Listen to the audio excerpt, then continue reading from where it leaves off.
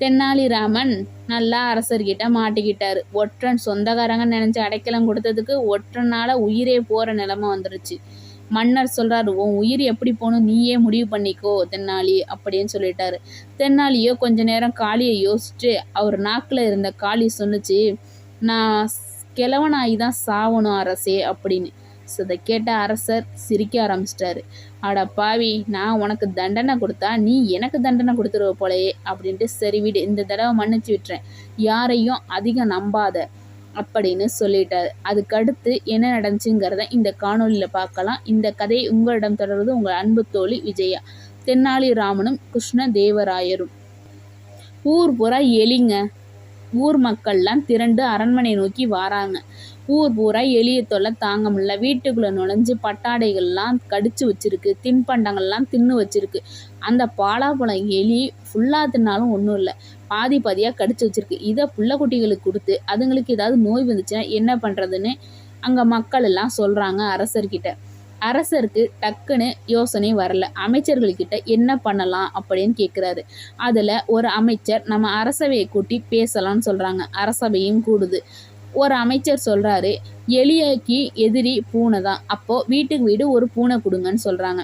இதை கேட்டால் தென்னாலி, வீட்டுக்கு வீடு பூனை கொடுத்தா இங்கே ஏற்கனவே மக்கள் பசியால் வாடுறாங்க, இதை விட்டுட்டு இந்த பூனைக்கு எப்படி சாப்பாடு போடுவாங்க அப்படின்னு கேட்குறாரு.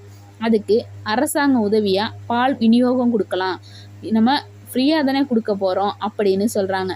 மக்களோட வரி பணத்தை எடுத்து இப்படி செலவு பண்ணுறது தென்னாலிக்கு பிடிக்கல. இதை ஏதாவது ஒரு பாடத்தை கற்பித்தே ஆகணும் அரசருக்குன்னு தென்னாலி மனசுக்குள்ளே நினைக்கிறாரு. மன்னருக்கும் இந்த ஆலோசனை ரொம்ப பிடிச்சி போச்சு. அதன்படி எல்லாருக்கும் ஒரு பூனை கொடுக்குறாங்க, தென்னாலிக்கும் ஒரு பூனை கொடுக்குறாங்க. தென்னாலி மனசோ அலைப்பாயுது. மக்களோ பாவம் பசியில் வாடுறாங்க. அந்த மக்களுக்கு இந்த வரிக்கான வசூலை திருப்பி கொடுத்தா கூட நல்லா தான் இருக்கும், இல்லை அவங்களுக்கு உணவு கொடுத்தா கூட நல்லா தான் இருக்கும். இதை எளிய ஒழிச்சுக்கட்ட பூனையை கொடுத்து அதுக்கு சாப்பாடும் இப்போ வீணாக கொடுக்குறாங்களேன்னு தென்னாலிக்கு ஒரு ஆதங்கம். வீட்டை நோக்கி போகையிலே யோசிச்சுட்டே போகிறாரு என்ன பண்ணலான்னு. அவருக்கு கொடுத்த பூனையை வீட்டுக்குள்ளே விட்டுட்டு அரசர் ஃப்ரீயாக கொடுத்த பாலை நல்லா கொதிக்க வச்சு கொண்டு வந்து வைக்கிறாரு. அந்த பூனையோ பசியால் அந்த பாலை குடிச்சிருச்சு, நாக்கு வெந்து போயிடுச்சு. மறுநாளும் இதே மாதிரி நல்லா கொதிக்கும் போது கொண்டு வந்து வச்சிருக்காரு. பூனை மறுபடியும் வாயை வைத்து நாக்கை சுட்டுக்குச்சு. மறுநாளும் அதே போல் கொதிக்க வச்சு கொண்டு வந்து வைக்கிறார். பூனைக்கோ கொஞ்சம் பயந்து வந்து வாயை வச்சு நாக்கு புண்ணாவே போயிடுச்சு. என்னங்க பண்ணுறது, பூனைக்கு சாப்பாடு பால் தானே. இதுக்கப்புறம் அந்த பூனை பாலை கண்டால பால் வாட வந்தாலே ஓடி போயிடுது, ஏன்னா நாக்கு புண்ணா போயிடுச்சுல்ல. இதுதான் தென்னாலிக்கு வேணும். தென்னாலியோட யோசனையும் இதுதான். இப்படியே நிறைய நாள் போயிடுச்சு. எலியும் குறைஞ்சிருச்சு. எலி தொல்லைலாம் குறைஞ்சதுனால பூனைங்க தொல்லை அதிகமாக இருக்குன்னு மக்கள் போய் சொல்கிறாங்க. அப்போ மன்னர் சொல்கிறாரு, நான் கொடுத்த பூனையில் எந்த வீட்டில் பூனை நல்லா புஷ்டியாக இருக்கோ அவங்களுக்கு நான் பொற்காசுகள் கொடுக்குறேன், அதனால் நான் கொடுத்த பூனை எல்லாரையும் எடுத்துகிட்டு எல்லாரையும் வர சொல்லுங்கன்னு சொல்கிறாங்க. சில பேர் பூனையை கொண்டுட்டாங்க, சில பேர் பூனையை பற்றி பக்கத்தூரில் விட்டாங்க. ஆனால் சில பேர் மட்டும் அந்த பூனையை அரண்மனைக்கு எடுத்துகிட்டு வராங்க. நிறைய பூனை நல்லா தாங்க இருக்குது, ஆனால் தென்னாலிராமன் பூனையோ நோஞ்சாங்குட்டி மாதிரி இருக்குது. இதை பார்த்தா நிறைய பேருக்கு அதிர்ச்சி.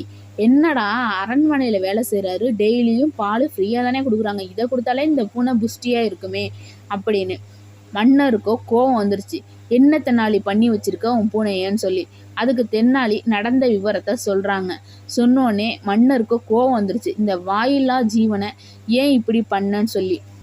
நான் கொடுத்த பாலை நீ என்ன பண்ணேன்னு கேட்டிருக்காங்க. ஐயா, அந்த பாலை நான் சூடு பண்ணி தான் வச்சேன், ஆனால் அந்த பூனை குடிக்கவே இல்லைன்னு. அது எப்படி நான் கொடுத்த பாலை பூனை குடிக்காமல் இருக்கும், நீ பொய் சொல்கிறேன்னு சொல்லியிருக்காங்க. நான் உங்கள்கிட்ட நிரூபித்து காட்டினா நீங்கள் என்ன செய்வீங்கன்னு சொல்லியிருக்காங்க. நீ நிரூபித்து காட்டினா ஒரு பை நிறைய காசு தரேன், அதே நீ சொல்கிறது பொய்யா இருந்தால் 100 கசையடி கிடைக்கும் அப்படின்னு மன்னர் சொல்லிட்டாங்க. சரின்னு அதே போல் பாலை காய வச்சு கொண்டு வந்து வைக்கிறாங்க. தென்னாலிராமன் வீட்டு பூனையோ துண்டகானான் துணியகானான் ஓடி போயிடுச்சு. இதை பார்த்தா மன்னருக்கும் ஆச்சரியம், என்ன இப்படி நடந்துக்குச்சின்னு சொல்லும்போது அப்போ தான் விவரமாக சொல்கிறாரு. டெய்லி நான் கொதிக்க வச்சு பாலை வச்சேன், 3 நாள் அது நாக்கு சுட்டுருச்சு அப்படின்னு. அந்த பூனையை பிடிச்சிட்டு வர சொல்லி அந்த பூனையோட நாக்கை பார்த்தா புண்ணு. மன்னருக்கோ கோவம் தலைக்கிடுச்சு. ஒரு வாயிலாம் அப்ராணியை போட்டு இப்படி பண்ணியிருக்கேன்னு. தென்னாலிராமன் திருப்பி கேட்குறாங்க, இந்த வாயிலாம் அப்ராணி யாரு கொடுத்தது மன்னா? நீங்கள் கொடுத்தது. வாய் இருக்கிற பசின்னு சொல்கிற குழந்தைங்களுக்கு இந்த பாலை விநியோகம் செஞ்சுருக்கலாம். அதை விட்டுட்டு இந்த எலிக்கு பூனை தான் எதிரி, பூனையை வளர்க்கணும்னு இன்னைக்கு தெருபூரா பூனை வளர்ந்து கிடக்கு. ஒரு இதை பிடிக்கிறதுக்கு ஒரு இதுன்னு சொல்லி கடவுள் படைச்சிருக்கான். ஆனால் மனுஷங்களுக்கு உதவாத இந்த காசை நீங்கள் எதுக்கு தேவையில்லாமல் செலவு பண்ணுறீங்க? மனுஷங்களுக்கு உதவி செய்யலாம்ல. பஞ்சத்திலேயாலும் பட்டினியாலும் நிறைய பேர் செத்து போகிறாங்க. ஏமண்ணா அதெல்லாம் நீங்கள் யோசிக்க மாட்டேங்கிறீங்கன்னு தென்னாலி சொன்னார். இதை கேட்ட அரசருக்கோ வெட்கமாயிடுச்சு. நம்ம செஞ்சது தப்பு தானோ, மக்களுக்கு உதவாமல் ஏன் இப்படி பண்ணோம் அப்படின்னு நினச்சி அவரையே நொந்துக்கிட்டாரு. இருந்தாலும் இதுலேருந்து உன்னை எப்படி மன்னிக்க முடியும்? ஒரு வாயிலா ஜீவனை இப்படி இனிமேல் பண்ணாத அப்படின்னு சொல்லிட்டு மன்னர் சொன்ன மாதிரி ஒரு பை நிறைய பொற்காசுகள் கொடுத்து அனுப்பிட்டாரு. இந்த கதை பிடிச்சிருந்தா லைக் பண்ணுங்க, ஷேர் பண்ணுங்க, சப்ஸ்கிரைப் பண்ணுங்க. அடுத்த கதையில சந்திக்கலாம். பாய்.